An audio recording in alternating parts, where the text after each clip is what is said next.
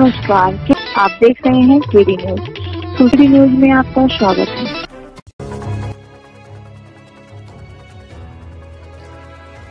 सुल्तानपुर जनपद में रविवार की बीती रात युवक की गोली मारकर हत्या के बाद परिजन बेहद आक्रोशित हुए।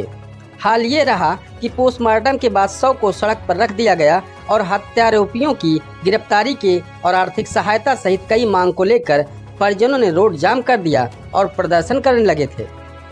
दरअसल मामला नगर कोतवाली के खैचिला गांव का है। इसी गांव के रहने वाले केदारनाथ तिवारी उर्फ मुन्ना को बदमाशों ने उस समय गोली मार दी थी जब वो गांव में एक दुकान के सामने खड़े थे।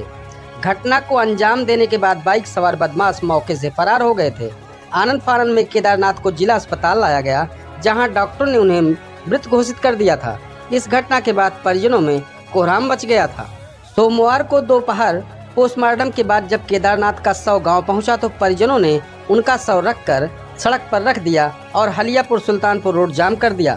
परिजन हत्यारोपित को पकड़ने, परिजनों को आर्थिक सहायता मुहैया कराने, पारिवारिक पेंशन के साथ साथ यहां शराब की दुकानों को हटाने की मांग रखी थी। वहीं घटना की जानकारी लगते ही एसडीएम सीओ मौके पर पहुंचे। करीब घंटे भर की मशक्कत के बाद अधिकारियों ने किसी तरह परिजनों को उनकी मांगों को लेकर आश्वस्त किया, तब जाकर परिजन अंतिम संस्कार को राजी हुए। इस पूरे मामले पर एसडीएम सदर सुल्तानपुर चंद्र प्रकाश पाठक क्या कहते हैं, आप भी सुने।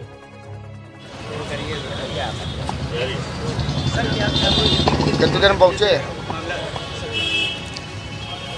कल शाम को खैचला के निवासी मुन्ना तिवारी की हत्या हो गई थी।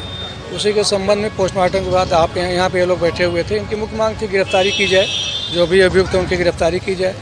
आर्थिक सहायता की मांग की थी इनके द्वारा, और एक जो यहाँ पे शराब के ठेके हैं उनको हटाए जाने की मांग की गई थी। तीसरी चीज़ परिवार की सुरक्षा की मांग की गई है। इन लोगों से आश्वासन दिया गया है कि जो भी गिरफ्तारी बहुत यथाशीघ्र गिरफ्तारी की जाएगी। आर्थिक सहायता के लिए पारिवारिक लाभ, पेंशन की या जो भी किसान दुर्घटना में वो सब सहायता इनको दी जाएगी जो नियमों के अंतर्गत है। और बाकी जहाँ तक ठेके हटाने की बात है उस संबंध में भी रिपोर्ट प्रेषित की जा रही है।